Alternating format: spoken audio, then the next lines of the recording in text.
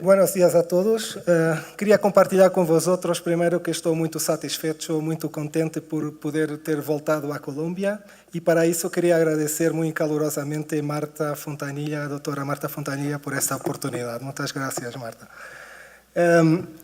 A charla que tinha preparado para hoje, que se chamava primeiro Superfícies Biomiméticas para a Engenharia de Tecidos, mas queria estender um pouquinho porque este é um tema muito amplo e nós fazemos no grupo 3B muito trabalho relacionado com superfícies, desenvolvimento de sistemas biomiméticos, mas queria focar-me um pouco mais na parte não de desenvolvimento de um novo biomaterial, porque nós temos muitos alunos de doutorado e de pós-doutorado a desenvolver novos biomateriais específicos, mas queria compartilhar um pouco com vosotros o que temos feito para desenvolver ferramentas para desenvolver novos biomateriais. Okay?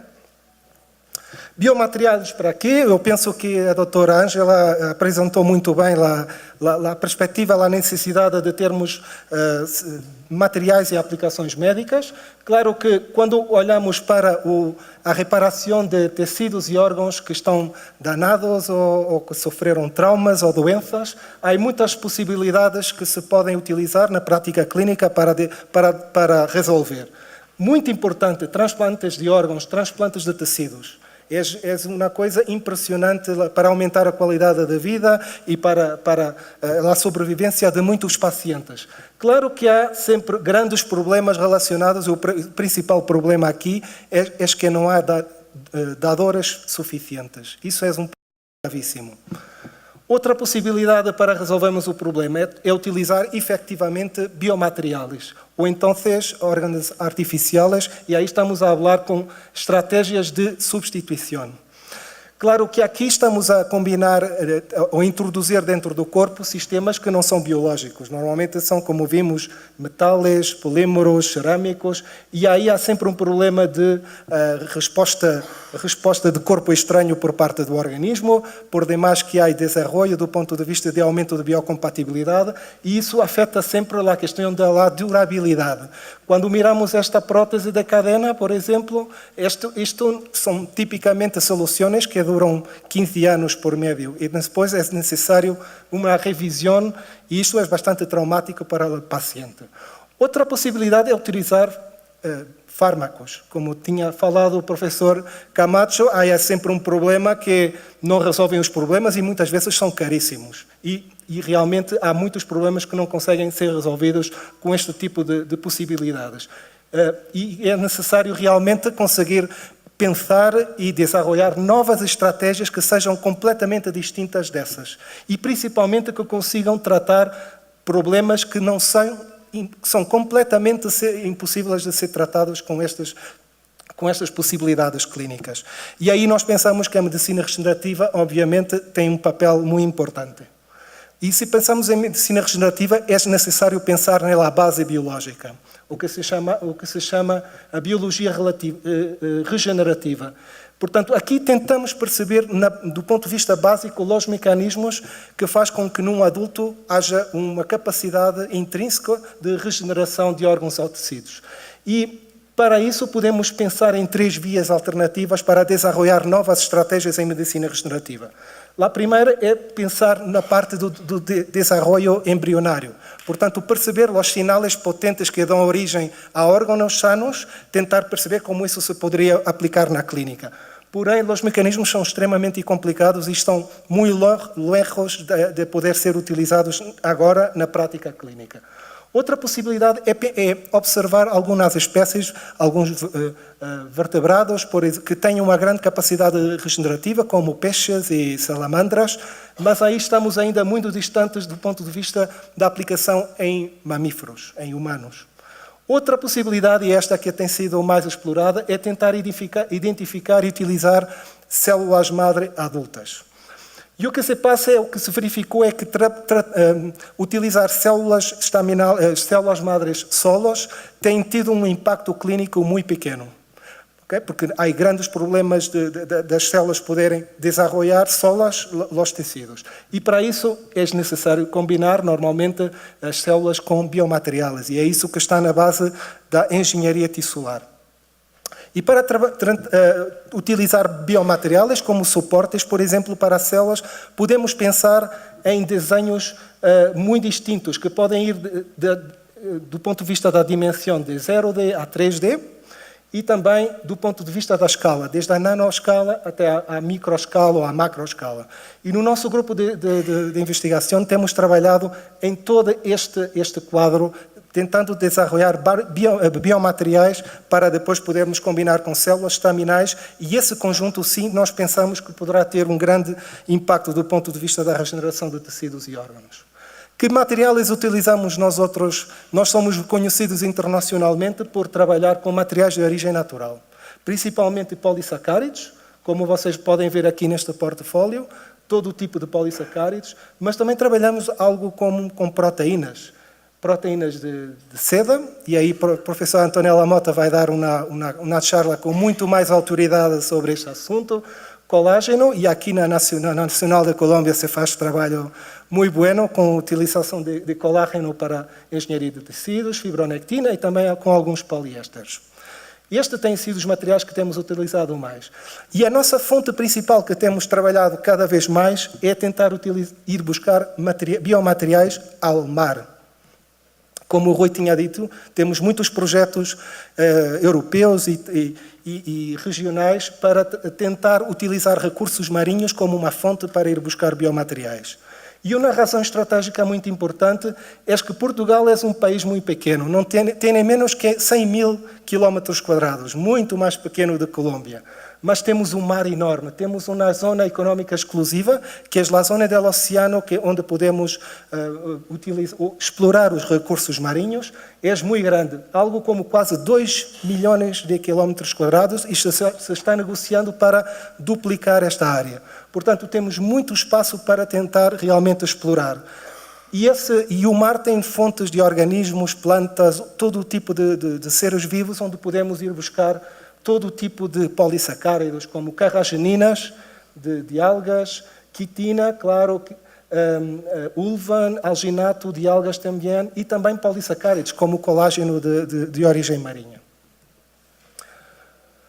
Bueno, podemos ir buscar muitos materiais, temos muitos investigadores trabalhando na extração, na modificação, no processamento de biomateriais. E vocês podem ver, quando temos um grupo muito grande e trabalhamos com muita gente, temos muitas opções. Podemos trabalhar com vários tipos de materiais, como a doutora Ângela falou anteriormente. Esses materiais podem ser processados com vários tipos de estrutura, como tentei mostrar um pouquinho naquela escala de dimensões e tamanhos. Podemos depois, para isso, podemos utilizar muitas técnicas de processamento, e nós temos uma galeria muito grande de tecnologias para pegar em biomateriais e transformá-los em diferentes estruturas. Depois podemos combinar ou não com diferentes tipos de biomoléculas bioativas, fatores de crescimento, diferenciação, e depois, claro, vamos ter que trabalhar muitas vezes com células. As células podem ser autólogas ou não. Podemos trabalhar com cultivos primários, com células madre, com diferentes graus de diferenciação. Podemos trabalhar com coculturas. E isto tudo vai afetar o desempenho biológico do conjunto. Okay? E aí podemos usar, e temos que utilizar, primeiro, modelos in vitro para aceder à resposta biológica das nossas combinações, e também in vivo. E aqui, no próprio estudos in vitro, há vários testes e várias formas de testar estes materiais, e também in vivo. Podemos usar vários tipos de modelos animais. Portanto, eu imagino que é claro para vosotros a complexidade disto tudo. As múltiplas combinações entre materiais, células, estrutura, tipo de testes. E há vários grupos que têm tentado lidar com essa ideia de complexidade. Eu tenho aqui, este é um exemplo sobre duas formas de lidar com a complexidade em engenharia de tecidos. E aqui o exemplo é um exemplo gastronómico. Há uma grande relação entre o desenvolvimento de biomateriais, principalmente de origem natural, com a cozinha, com a alta cozinha. Temos mesmo alguns projetos com chefes para desenvolver também novos materiais, porque eles trabalham também com materiais muito, muito interessantes. Este é um exemplo da ratatouille. Ratatouille é um prato do sul de França, muito conhecido, que é um stew, não sei como se diz portanto, é um guisado com vários vegetais, que estão aqui alguns, e podemos ter múltiplas combinações desses vegetais com diferentes tipos de ervas. Podemos, então, ter esse prato feito de duas formas. A primeira é tentar combinar diferentes materiais, nesse caso ingredientes, em que, a priori, não temos nenhuma restrição. Portanto, a priori, cada combinação é igualmente boa. Okay? E, portanto, podemos ter muitas combinações com diferentes quantidades de tomate, de cebola, courgette, por aí.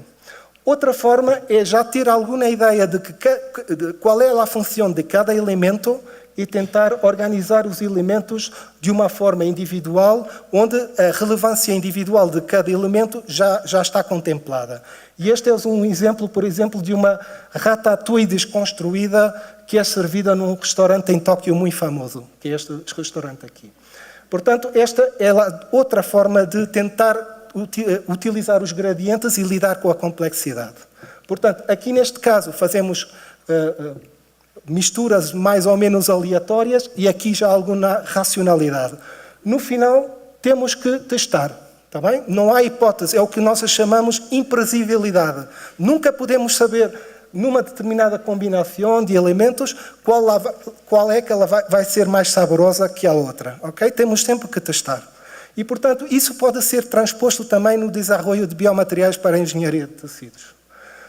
E eu queria explorar estas duas facetas. A primeira, a análise combinatória, high throughput, portanto, análise combinatória, e a outra, a ideia de desconstrução e reconstrução. A primeira está ligada, então, a tentar desenvolver testes combinatórios onde podemos fazer análise expedita de diferentes combinações. E há muitos grupos que já desenvolveram muitas plataformas para fazer isso. Normalmente estão baseados em arrays, portanto, em que se dispõe diferentes biomateriais combinados com diferentes células num único chip, por exemplo, e depois se vai testar tudo simultaneamente com, por exemplo, análise de imagem, tentar tirar informação muito rápida de muitas combinações diferentes. Se pode trabalhar em 2D, e aí o grupo de MIT, do professor Langer, tem feito um trabalho interessantíssimo. Também as pessoas de EPFL, na Suíça. Também podemos trabalhar com diferentes topografias, portanto, chips onde temos diferentes topografias e temos muitas combinações de rugosidades e topografias para combinar com células, e já começa a haver algum trabalho para 3D. No nosso caso, temos desenvolvido a nossa própria plataforma, que pensamos que é muito interessante para este tipo de análise. E está baseada na utilização de superfícies biomiméticas que são muito repelentes à água.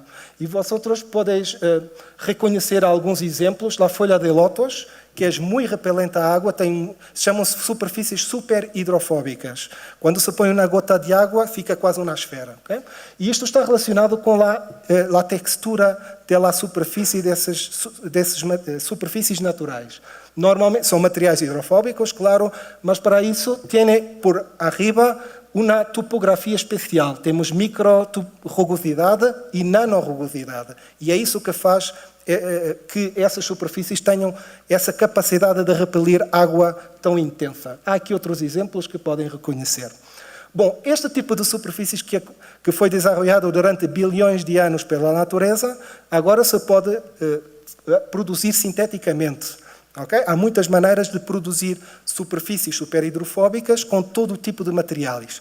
E nós fizemos alguma revisão de bibliografia e já começa a haver alguma aplicação desse tipo de superfícies superhidrofóbicas na parte biomédica, como biomateriais, como textiles antimicrobianos, para biomateriais para a área cardiovascular ou vascular, porque repelem todo tipo de água, de líquidos e, portanto, evitam, por exemplo, a formação de trombos, para sistemas de liberação controlada. Podemos também trabalhar com screening, para screening, e aí eu vou-vos mostrar alguns exemplos, porque aí o nosso grupo tem sido muito forte na utilização deste tipo de superfícies para essas aplicações. Podemos também utilizar para processar partículas, ou então mesmo em microfluídica. Okay? Portanto, mas eu vou-me focar um pouco na utilização dessas superfícies superhidrofóbicas como plataformas para análise combinatória expedita. Primeiro, como podemos, por exemplo, preparar este tipo de superfícies? Neste caso é um exemplo muito sencillo usando poliácido láctico, na superfície inicialmente perfeitamente lisa, com um método de produção que desenvolvemos baseado em uma transformação de fase, conseguimos cambiar a topografia da superfície. Podem mirar que a superfície já não é lisa, mas tem micro-rugosidade e nano-rugosidade, muito similar ao que passa, por exemplo, na folha de lótus. Okay? E só cambiando a topografia, cambiamos drasticamente a molhabilidade, o ângulo de contacto. Aqui para a superfície lisa, um ângulo de contacto, isto é uma foto de uma gota de água, algo como 70, e aqui temos 150 ou mais. Okay? Muito repelente à água. Isto é para uma superfície sem qualquer modificação química. Claro que se fizermos modificação química localizada, podemos aumentar a molhabilidade naqueles pontos específicos. Okay? E é isso que podemos fazer, por exemplo, com irradiação, com plasma ou com ultravioleta, ozono, podemos cambiar localmente a molhabilidade dessas superfícies. Por exemplo, se pensarmos com uma superfície superhidrofóbica e lhe pusermos uma mascarilha por cima e irradiarmos, vamos modificar a química só nas zonas que estão expostas. E, portanto, podemos ter no final uma superfície completamente plana que tem zonas molháveis circundadas por regiões extremamente repelentes. Isso permite-nos fixar, por exemplo, isto é um exemplo, volumes de água ou de líquidos de base aquosa e que vão ficar confinados perfeitamente nessas regiões molháveis. Okay?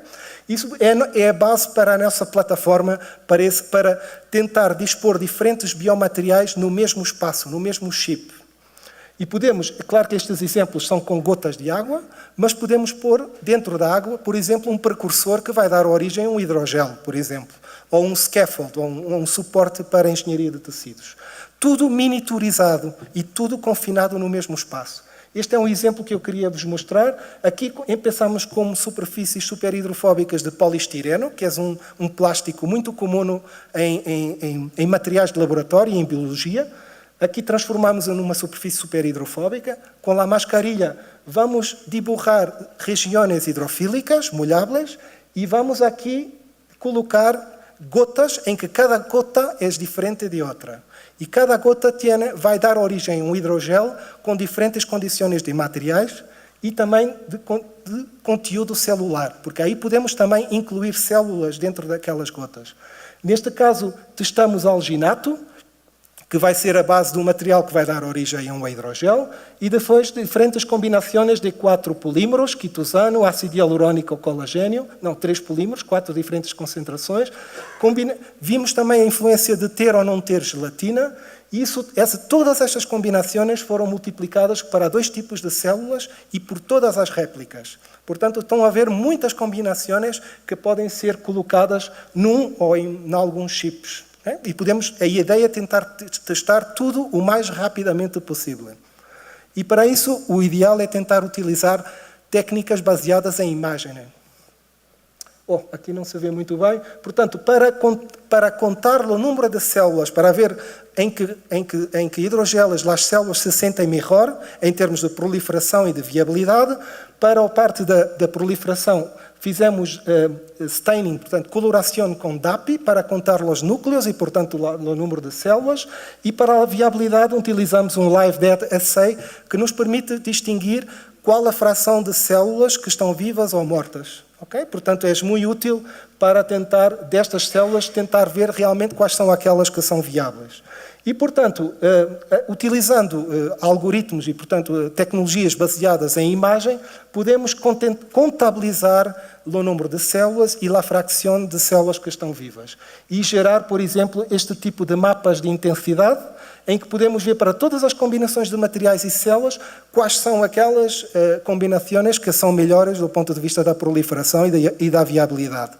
Claro que tivemos que fazer testes paralelos, convencionais, por exemplo, quantificação de DNA ou MTS para validar que estes ensaios realizados diretamente no chip com métodos não invasivos e baseados em imagens podem dar realmente resultados fiáveis e realmente parece que conseguimos atingir este objetivo.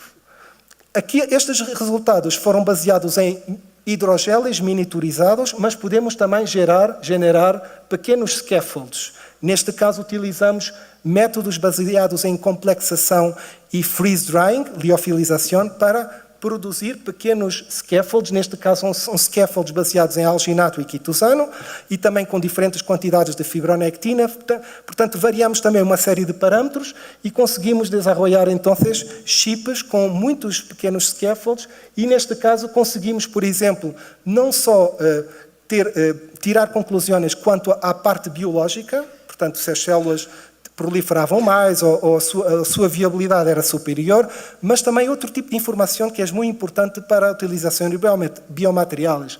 Por exemplo, informação mecânica, do desempenho mecânico. Utilizamos um aparelho, uma análise dinâmico-mecânico, para testar individualmente cada um dos suportes diretamente no chip, sem qualquer destruição. E, portanto, tentamos automatizar o máximo possível este tipo de análise num único chip para tirar informação, por exemplo, sobre a rigidez dos suportes que estão em cima que foram processados sobre o chip.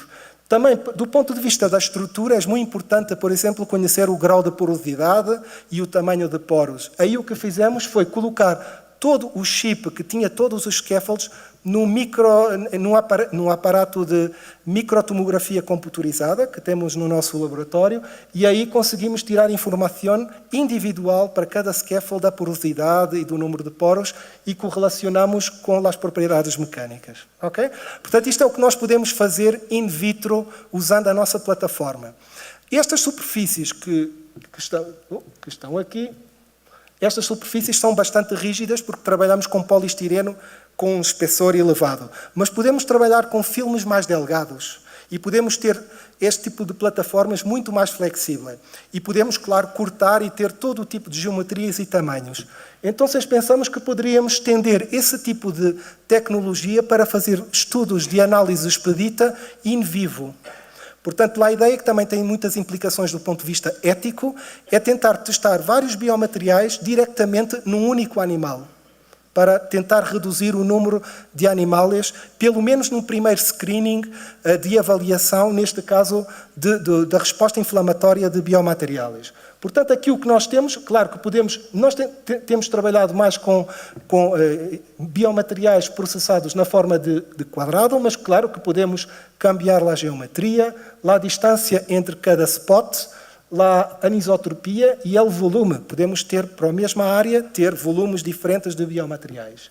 Okay? E, portanto, neste caso específico, o que fizemos foi dibujar biomateriais diferentes num único chip de poliestireno que era muito flexível e a ideia foi fazer a implantação subcutânea desse chip com vários biomateriais no único, neste caso foi um raton, e ao fim de um dia e uma semana ver a resposta inflamatória para cada um destes pontos. Em vez de testar um material, testamos logo vários materiais.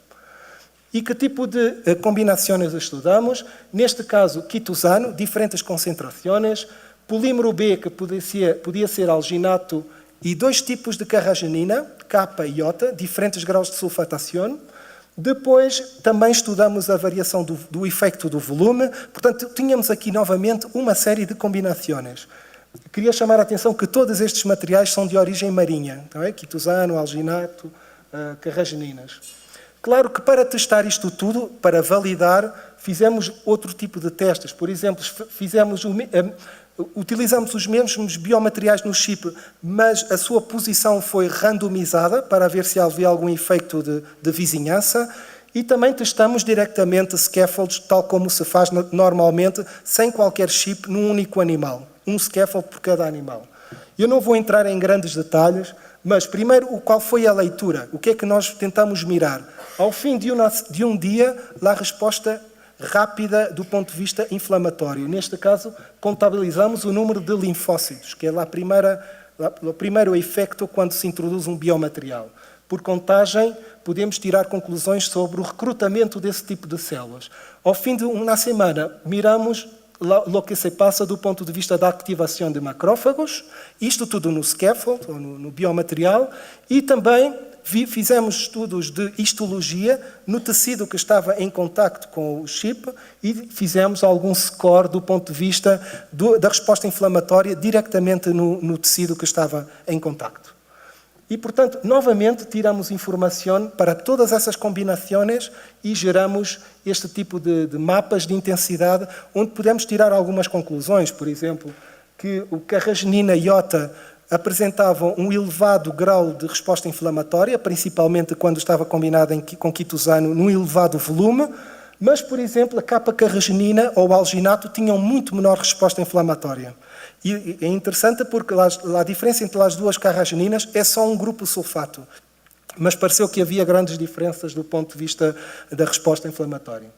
Portanto, este era o último exemplo. Nós temos mais trabalho com este tipo de análises combinatórias, mas este era o exemplo que eu queria falar, porque queria passar um pouco sobre a segunda ideia do Ratatouille, que era a desconstrução e reconstrução. E para isso é preciso mirar muito bem o que se passa ao nível celular, entender quais são os elementos clave e tentar fazer uma transposição para a parte sintética. Por exemplo, dentro de um ambiente celular nativo, há fatores solúveis que são muito importantes, que estão no meio da matriz extracelular e que são muito importantes para regular as funções celulares. Claro que sinteticamente podemos ter algo semelhante, desenvolvendo sistemas de liberação controlada desse tipo de sistemas bioativos. Podemos ter fatores imobilizados, e aqui também, do ponto de vista sintético, podemos ter macromoléculas bioativas, que têm um efeito similar. Portanto, há aqui uma série de parâmetros que existem no tecido nativo que podem ser depois transcritos para a parte sintética. E nós pensamos que há algumas tecnologias onde nós podemos realmente recapitular o que se passa do ponto de vista in vivo para o ponto de vista sintético. E há uma tecnologia que temos trabalhado muitíssimo no nosso grupo, que se chama Layer by Layer, que é camada sobre camada, que permite realmente usar biomateriais e transformá-los desde a sua nanoestrutura à macroestrutura em diferentes dispositivos onde este tipo de fenómenos podem ser trabalhados. Esta é uma técnica muito sencilla, é uma técnica em que começamos com um substrato que normalmente está carregado eletricamente e depois se vai imergindo esse substrato em soluções com um policatión, polianion, e entre eles se faz uma lavagem com água com íons. E o que se passa em cada imersão é que há uma deposição de uma nova camada de um polielectrólito que é estabilizado pela última camada do polímero que tem uma carga oposta e que vai ser estabilizado do ponto de vista eletrostático. E reproduzindo este processo, podemos construir, numa forma bottom-up, nanocamadas, neste caso estratificadas, e aí podemos produzir um filme multicamadas. Claro que durante esta produção podemos cambiar os polímeros, podemos cambiar os materiais e, portanto, é uma técnica de uma elevadíssima flexibilidade. Normalmente se trabalha com interações eletrostáticas, mas podemos estabilizar as multicamadas com outro tipo de interações que também se encontra no mundo vivo, a nível celular. Podemos trabalhar com interações hidrofóbicas, com pontes de hidrógeno, com interações específicas biológicas, tal como biotina, streptavirina, e, portanto, há aqui também uma grande versatilidade do ponto de vista do tipo de interações. Normalmente são interações fracas, mas podemos também trabalhar com interações covalentes para produzir estas multicapas.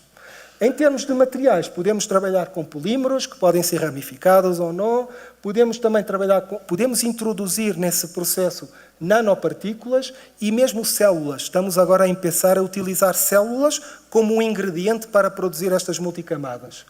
E depois podemos trabalhar e desenvolver não só dispositivos 2D, mas também 3D. Okay? Para muitas aplicações biomédicas. E revimos aí este ano algumas aplicações de LBL, Layer by Layer, para a parte de biomedicina.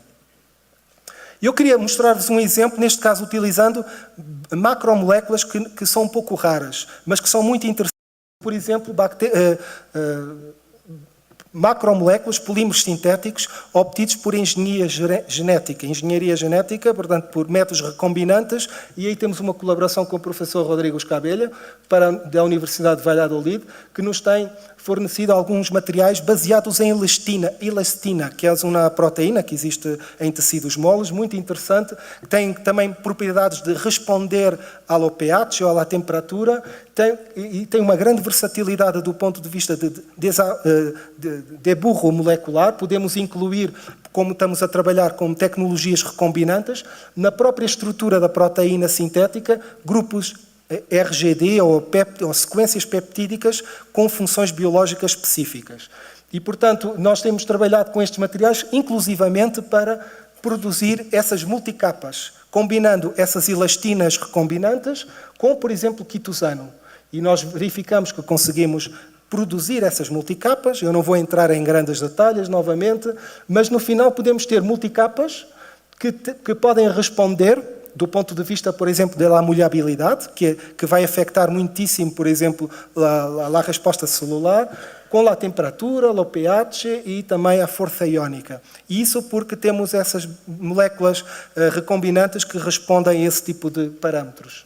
E depois, desenhando um pouco as multicamadas, por exemplo, terminando com a elastina que tem grupos RGD, temos resposta biológica muito interessante, mas lá mesmo as multicapas, terminando em quitosano, já têm menos resposta biológica, em termos de adesão celular e, por exemplo, do ponto de vista da expressão de fatores osteogénicos, por exemplo, fosfatase alcalina. Quando trabalhamos com a mesma elastina, mas em vez de RGD temos os aminoácidos trocados, é a mesma composição do ponto de vista de aminoácidos, mas está trocado, perde a bioatividade e, novamente, temos menor resposta biológica. Portanto, cá está, então, tentar desenvolver biomateriais onde podemos planear um pouco qual vai ser a resposta biológica em termos de superfície. Este era um exemplo 2D, portanto, na superfície, onde pusemos lá as células cultivadas por arriba, mas podemos transformar também esta tecnologia para desenvolver dispositivos tridimensionais que são muito mais interessantes para a parte de engenharia de tecidos. E, por exemplo, uma forma é combinar essa tecnologia, LBL, com, por exemplo, prototipagem rápida. Por exemplo, por prototipagem rápida, podemos ter processar um suporte para células poroso com uma geometria externa muito bem fixa, muito bem planeada e também alguma arquitetura interna também bastante conhecida. E depois o que nós fazemos é pegar nessa estrutura tridimensional e fazer layer by layer sobre ela toda, sobre todo o volume. Como o material é poroso e os poros estão interconectados, os líquidos se podem aceder à superfície de todo o material e podemos, usando LBL, modificar o suporte que inicialmente é algo como isto, podemos introduzir outros elementos que nunca se conseguiriam produzir por prototipagem rápida, porque aí temos que trabalhar com materiais termoplásticos ou que se podem solidificar de uma forma controlada. Aqui, com a tecnologia LBL, podemos fazer modificação superficial sobre esses suportes.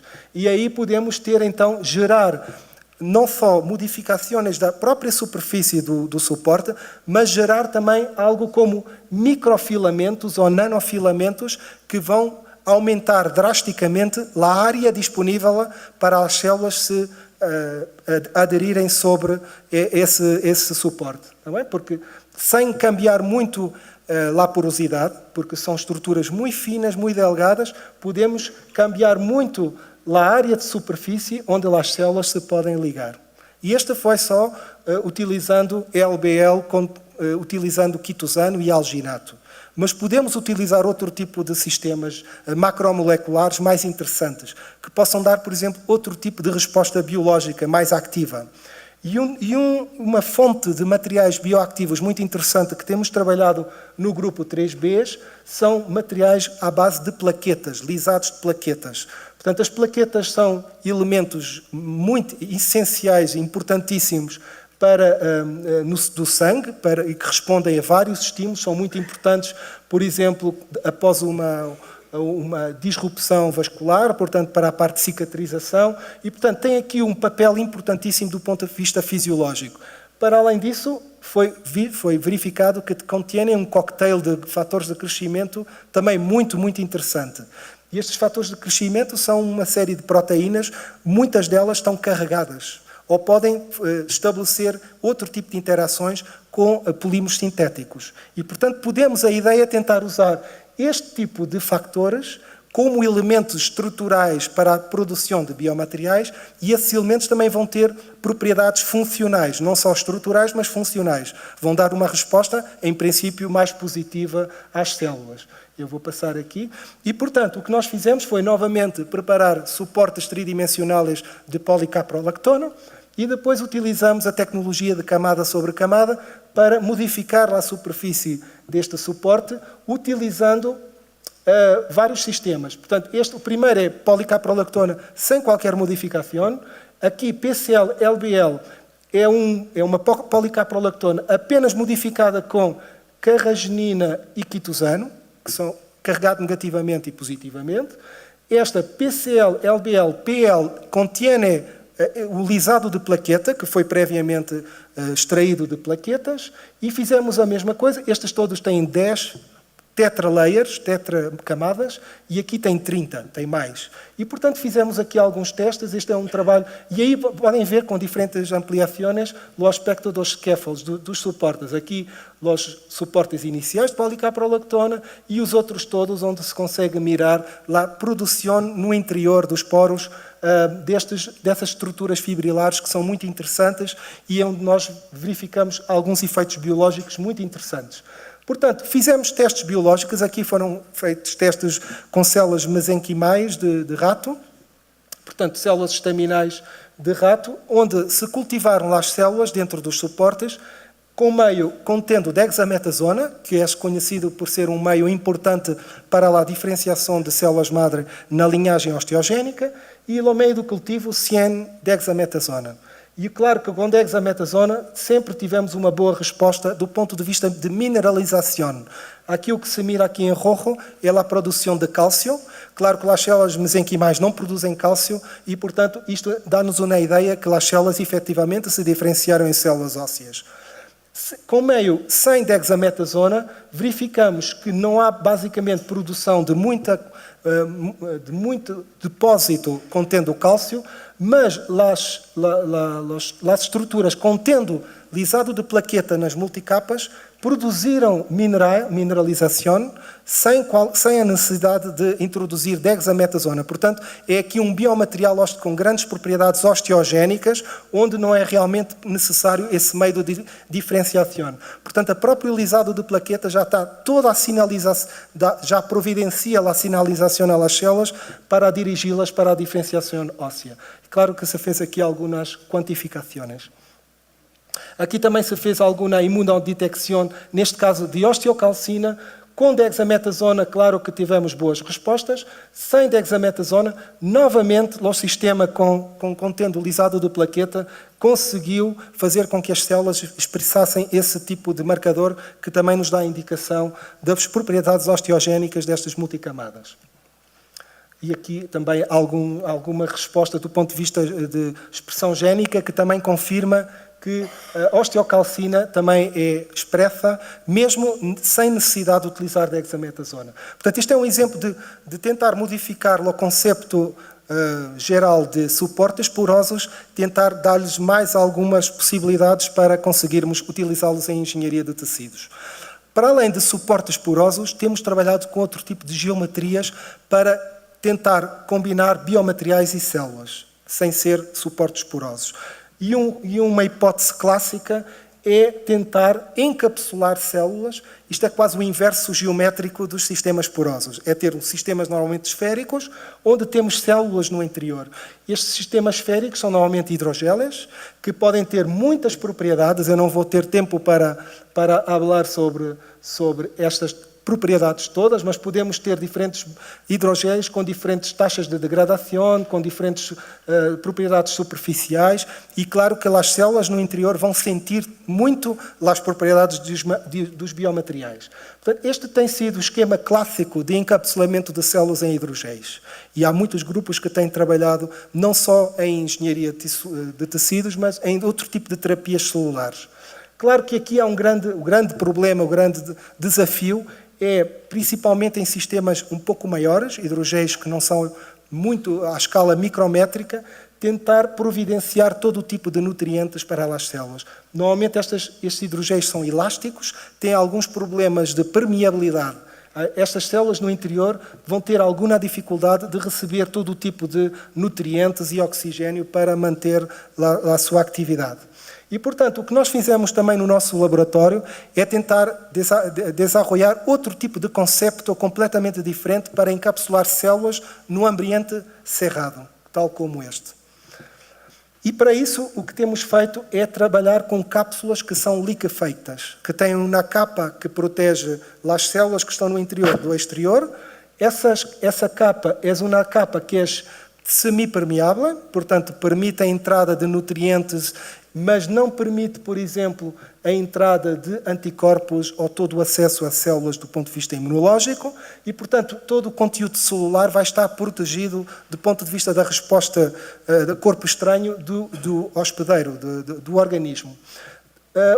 Outra característica importante desta cápsula é que no interior tem micropartículas sólidas. Micropartículas que são muito mais pequenas que a cápsula e as partículas são muito importantes para garantizar que as células no interior têm superfície para se poder ligar, que poder se pegar. Porque nós trabalhamos basicamente com células do tecido musculoesquelético que necessitam de superfície para se pegar e para poder produzir novo tecido. Portanto, este é o deburro geral do conceito. E como fazer isso?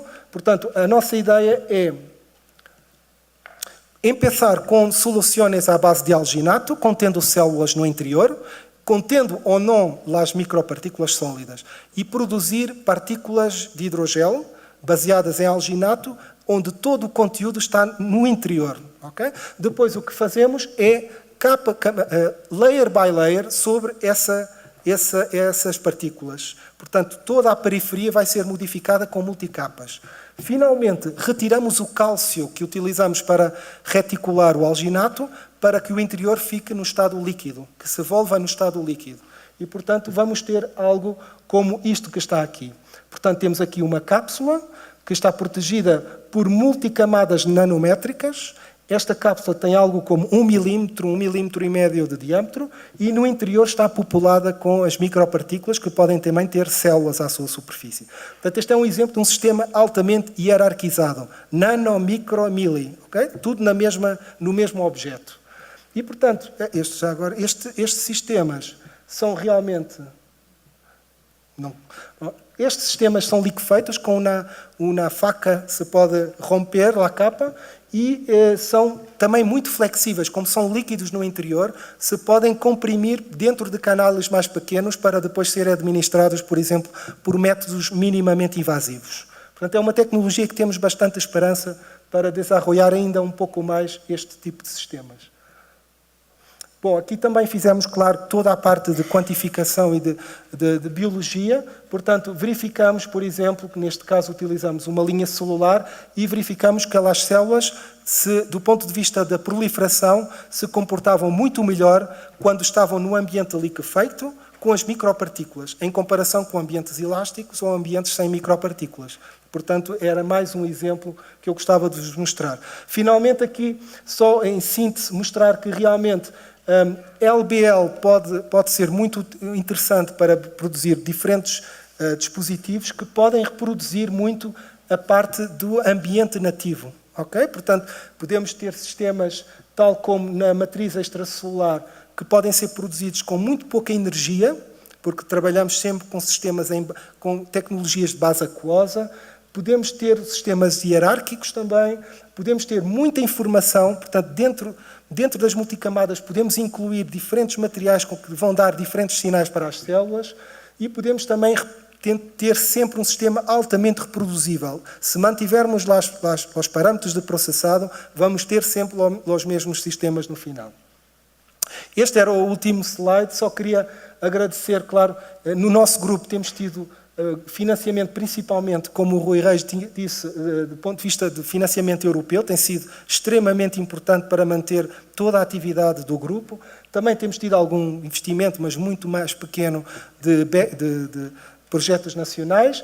Claro, colaboradores internacionais, muito importante para conseguirmos fazer alguma coisa, e todos os estudantes, os nossos investigadores, que têm feito um trabalho extraordinário no nosso grupo, e que nos têm permitido tentar visualizar para além do que nós temos no laboratório, e temos muita esperança que o que estamos a fazer no nosso grupo de investigação possa vir a ter impacto real no futuro. Muitas graças pela atenção. Graças.